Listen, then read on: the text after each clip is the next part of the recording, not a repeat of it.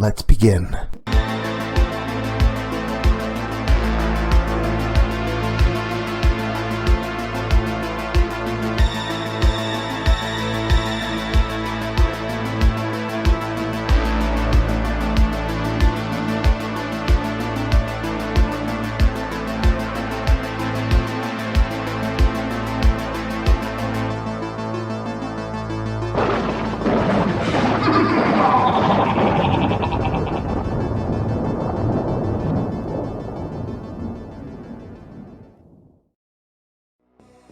Hey there, scary story fanatics. Welcome back to Cleaving Thought from Bone with your host, Sociopathic.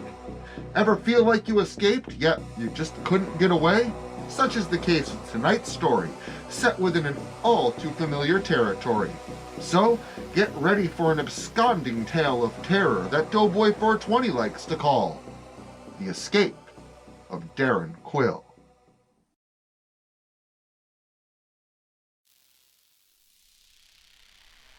Darryn Kwuill was a serial killer, responsible for the deaths of 7 people across both Pennsylvania and upstate New York.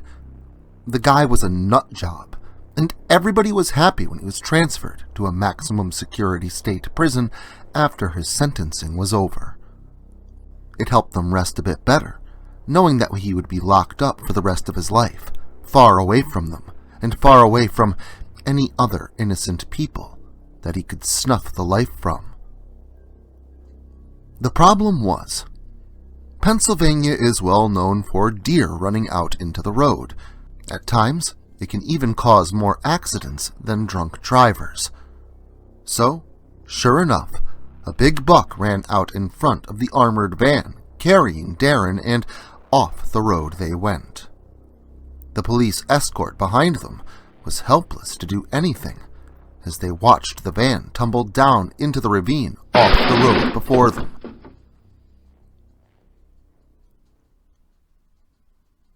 Darryn opened his eyes to find another prisoner dead beside him, his head cracked open like an egg and bleeding down his face.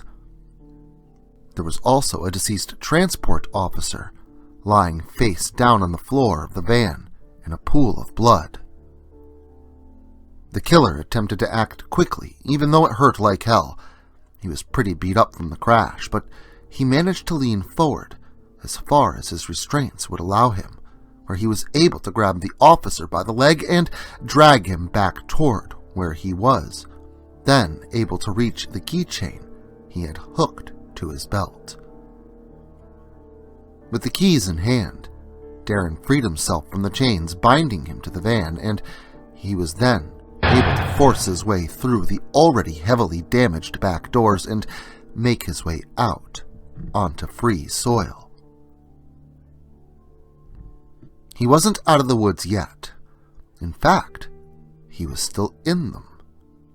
And the police were slowly making their way down the mountain to come see if there were any survivors, and to make sure that he was still locked up tight. But he wasn't going back, so he made his way through the forest as fast as he possibly could until he found a stream. The man stumbled and fell to his knees at the side of the water. He reached down to take a drink and cupped the water into his hands to pass it between his lips. It was cold and refreshing, and it was the best water he had ever tasted.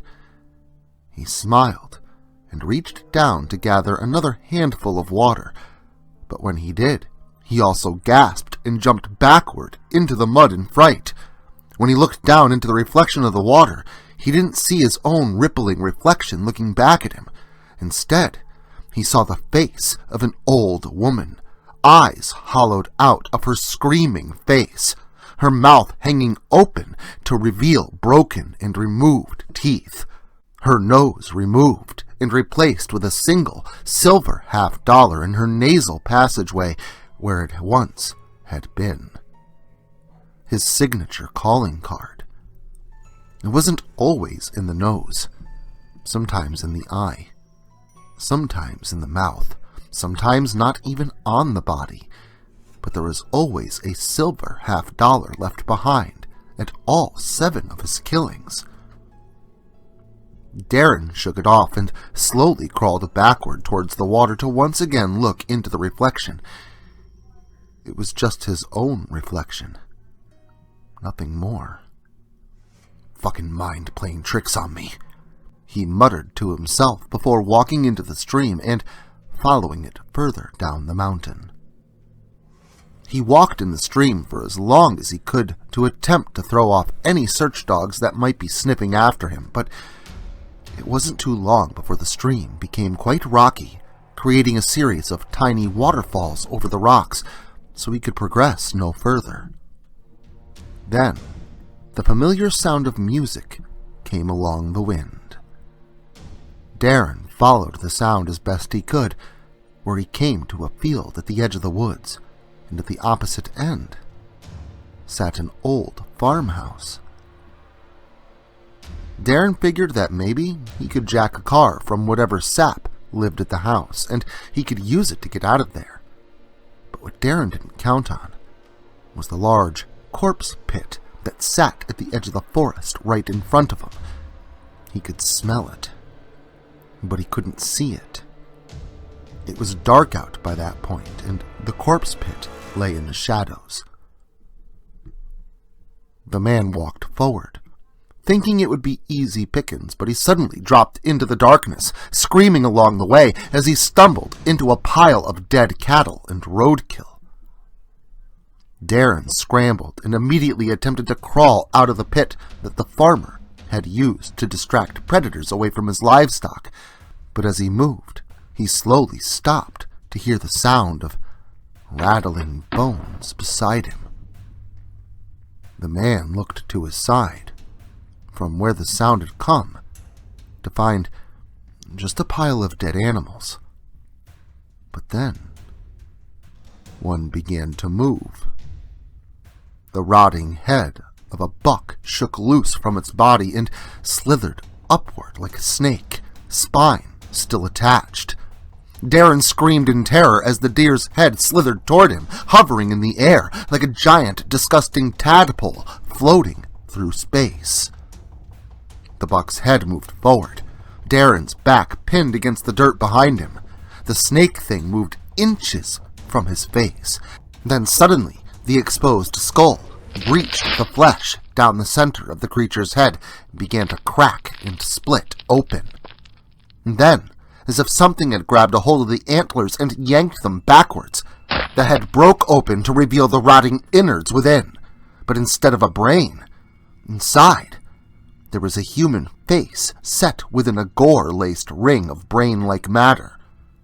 A human face with a coin shoved into the eye socket of a woman, her tongue hanging out of her mouth, half cut off. Darryn yelled as he gazed upon the horror before him. He screamed and screamed until he finally heard a loud gunshot, where he then looked up to find an old man in overalls standing on the opposite side of the fire pit. "What the hell you doing down there, boy?" the old man yelled down to the blood-covered Darryn Kwuill. Darryn looked around him, completely confused because the demon he had seen was now nowhere to be found, and the head that had detached itself was now back and intact upon the body from where it had come. "I'm only gonna ask you one more time," the old man said, cocking his gun once more. "What the hell are you doing on my property?" the old man asked. I got lost," Darryn began. "I got lost in the woods, and I found your house. But then I fell in here. Can you help me?" Darryn lied to him. "Why, of course, son. I'm sorry. Here, let me help you," the old farmer said, reaching down to help the convict out of the hole that he had gotten himself into. Darryn grasped the man's hand and used him to help himself out of the hole before he then turned on the man and yanked the shotgun out of his other hand before then turning it on the poor old man and blowing him away, filling his stomach with a shell. The man gasped in shock and fell over onto the ground at the edge of the pit. Darryn, sick as he was, decided to kick the man's corpse into the pit with the others, but as he began to push at the chubby man's side with his foot, he heard a squishing sound coming from inside him. Then, suddenly the man's intestines shot out of the newly created hole in his stomach, where they wrapped themselves around Darryn's ankle before the intestines opened up like the mouth of a snake, where rows upon rows of fangs within were exposed, before those fangs dug down into Darryn's calf. He screamed in pain and began to beat at the innards wrapped around him and biting him. This caused the body to then roll into the pit, where the intestines began to drag Darryn along with it. Darryn attempted to shoot at the disgusting thing, but the gun was now empty. So he decided to do the next best thing that he could think of. He used the gun like a club and beat the thing off of him. This, along with the weight of the fat body dragging him down, was enough to dislodge the creature's bite, causing it to also lose its grip and fall into the darkness of the pit. Darryn quickly scrambled to his feet and hobbled as fast as he could on his injured leg towards the house ahead. The convict ran across the field, looking for any means of escape. He hoped for a vehicle or something. This was a farm. There had to be something here. But there wasn't. There was no truck. There wasn't even a road to the house. The house sat alone, out in the middle of nowhere. By the time that Darryn had made it to the bottom of the steps of the wraparound deck, he turned to see something crawling across the field, and upon closer inspection, he found that it was the lifeless corpse of the farmer that he had murdered, being dragged across the ground by a few dozen flailing tentacles. Tentacles of intestines that sprouted out from the hole in his torso. Quickly, Darryn ran through the front door of the house and locked it up tight behind him, before running to the back of the house, where he found the kitchen, where he made sure that the back door of the house was also locked. Darryn had dropped the empty and at that point broken shotgun after the scuffle with the beast, and he now stood defenseless in the home of the monster.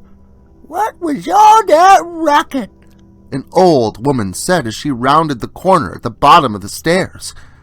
This was followed by a scream as the woman spotted the intruder at the opposite end of her home.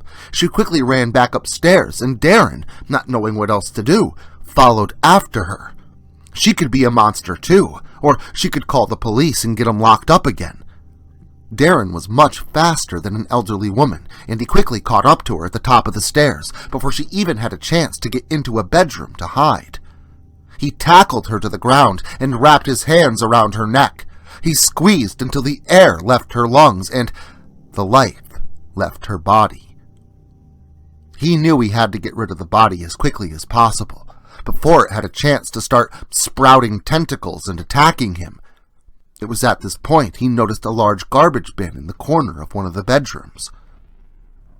The big, plastic can was mostly empty aside from a few food wrappers, so he removed the lid and stuffed the woman's body inside the best he could. Suddenly, the sound of a loud thud against the house outside startled Darryn, causing him to both drop the corpse and the can. Darryn froze for a moment, expecting the monster to come flailing up the stairs at any minute. But it didn't happen. So, when Darryn was assured that the beast was, for the moment, kept at bay, he turned back to the body that had flopped back out of the bin, along with the black garbage bag she was inside of. The killer could see the shape of the woman's face, outlined with the obsidian-colored bag. She was at that moment completely lifeless within the garbage, but only in that moment. For that soon changed when the woman gasped in a breath of air, but she didn't stop. She perpetually attempted to breathe with one continuous raspy breath, a twisted, maddening sound, and with it, the image of the bag being sucked back into her mouth, clinging the trash bag tight to her face. This was followed by the woman's neck making a crackling noise as it bent and twisted, elongating within the bag, her head gasping eternally and snaking toward him with the form fitting the bag around her face, masking the abomination's breath. Darryn didn't even attempt to face the new threat. Instead, he turned and ran from the woman with the elongated neck. He ran down the stairs, the woman's head snaking over the banister to follow it and her body walking unsteadily behind it. He made it to the bottom of the stairs, where he ran to the back of the house once more. As he turned into the kitchen where the back door was found, he also found several bodies, all pinned together at hand and foot with knives, the blades stabbed through, connecting hands to feet and forming the bodies into some twisted shape of unknown origin. The bodies were all naked and covered in blood, and all of them disemboweled, with a coin stuck into their stomachs. Darryn panicked and ran out of the back door into the darkness. He ran as fast as he could into the forest, hoping to find a way out of the woods, hoping to find civilization so that he could disappear away from this madness and death. The branches of the trees scratched his face as he ran through the forest. He ran until his lungs hurt before he finally stopped to take a rest. Darryn fell onto the ground and leaned against a tree. He was breathing heavy and his entire body hurt. He'd been through hell, first a car accident, and now he was trapped in a place filled with monsters. There was no telling where or if he was safe. Then he heard it. The sound of a conversation gently carried across the wind. It was faint, but he could hear it. He figured that was a good sign and climbed to his feet to follow the sound. A few dozen or so yards ahead of him, he found a clearing where there he saw several people gathered around a fire.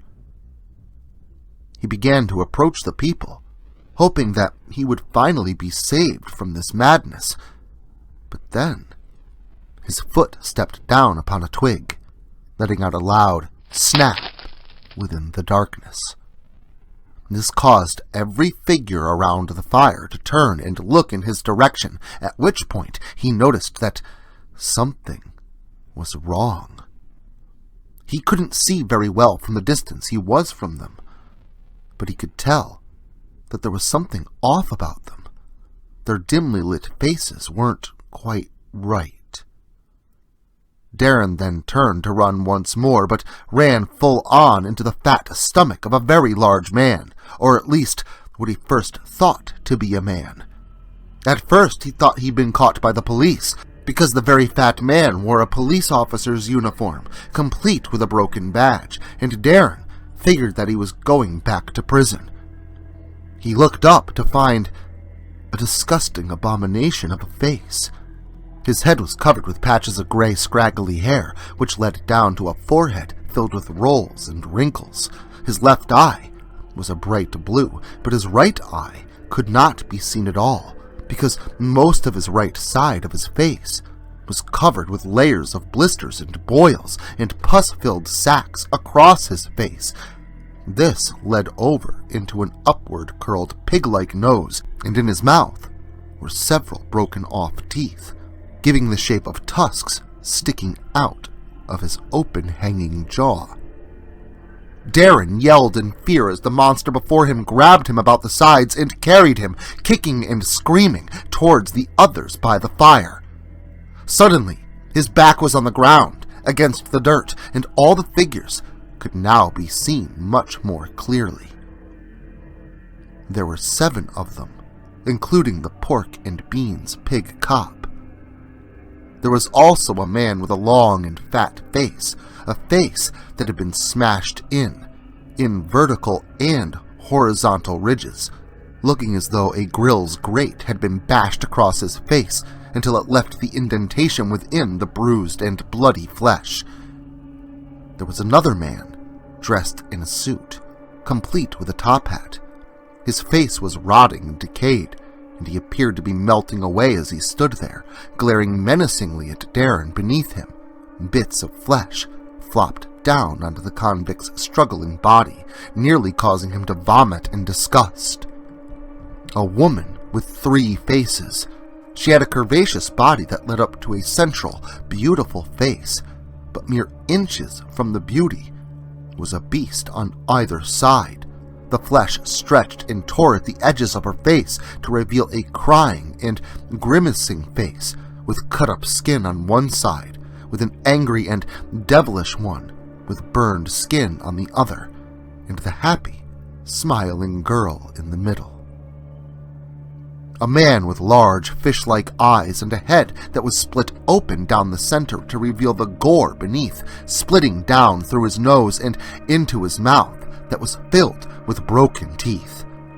This man gripped one of Darryn's arms in order to hold him down better, the pigman gripping the other. This was followed by his legs being held down by the remaining 2 beasts. His right leg was held by a massive, fat, half-naked man with no head atop his giant shoulders, or at least Darryn first believed him to be headless. But when the large man bent down to reveal the inward, puckered hole where his head should have been, the hole pulsated and opened up to reveal rows upon rows of razor-sharp teeth that led down into his gullet, and from within the darkness of his stomach came a serpentine, sickly green-colored tongue that slithered upward, and from the bulbous, yellowed tip of the tongue sprouted like a flower, a disgusting, misshapen head with one eye above the other, held apart by large pustules and growths that stretched the skin and bone beneath.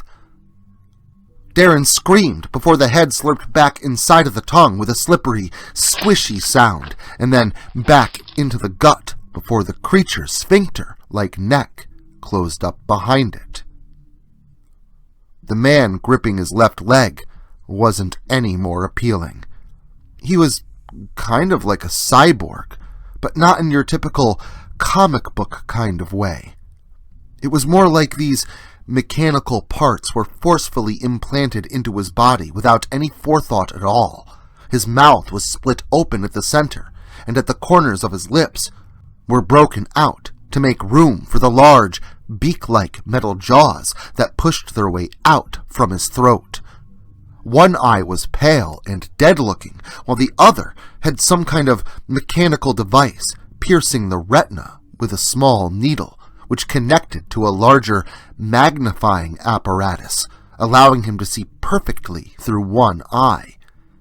The hand gripping Darryn's leg was a hodgepodge of gears and pulleys set within a cold, metal frame, and his stomach was cut open to reveal a large, clear plastic sack that was filled with chunks of decaying flesh, slowly being digested within the beast's mechanical innards. Darryn kicked and screamed, desperately attempting to free himself from the grasp of the monsters that now carried him toward a raging fire. He could feel the heat getting closer and closer until the flames began scorching the hairs on the back of his neck. Suddenly, Darryn was able to free himself by bringing an elbow down into the groin of the fish-eyed man, who then loosened his grasp, allowing Darryn to fight his way free from the clutches of the other 3 beasts. The monsters around him attempted to block his escape, but he managed to slip past them once again, to disappear into the darkness from where he had come. Darryn ran and ran, completely terrified of the monsters that pursued him. He couldn't stop. Not now. He once again came to a stream, the same stream that he had once crossed before. This time, he didn't even bother trying to throw anyone off his trail. He just pushed through the water and climbed out onto the other side before continuing on through the forest. He finally came to some lights, and he believed that he was saved. He didn't even care if it was the police there to take him back to prison. He just wanted to escape his nightmare. Darryn stopped in realization of where he was. He was back at the wreckage where he had started. The lights that he had seen from the forest were the headlights of the armored van that had been carrying himself and another prisoner, and his deceased friends in the van weren't the only ones there. There were also nearly a dozen police gathered around the van. Darryn didn't care. He just wanted to get away from the madness. He hobbled toward the policeman to turn himself in, but as he approached the back of the van, he overheard two officers talking. "Scumbag, he deserves what he got," first officer said. "No one will be losing any sleep over Darryn Kwuill, I'll tell you that," the second cop added. "What?" Darryn said, completely confused, peering into the van to see the man hanging from the seatbelts, head split open. The first officer then retrieved a coin from his back pocket. "Here, a penny for your thoughts. It's no better than what you gave your victims," he said, before putting a thumb under it to flick it in with the body. The second officer grasped the wrist of the first, stopping him from flipping the coin toward the corpse. "He ain't even worth that," the second officer spoke. It was at that time that Darryn realized what he was looking at, as the medics moved into the van and released the clasps of the seatbelts to remove the body from its constraints. He could see the bloody face more clearly. It was his own face. His head cracked open like an egg, with his brain nearly falling out of his head. "No," Darryn said. "No," he said again, backing up into the arms of a group of disturbing and deformed beasts, all of them gripping tightly onto him, not letting him go again. Darryn's screams echoed into the night as his soul was taken away, back to the darkness from where it had come. Well, too bad for Darryn, I suppose, but you know what they say, out of the frying pan and into the fire. Of hell, that is. But if you're feeling the burn for more bludgeoning and blood, stop by again next weekend. And until then, make sure to like, share, subscribe, and turn on notifications so I can catch you all again next Saturday.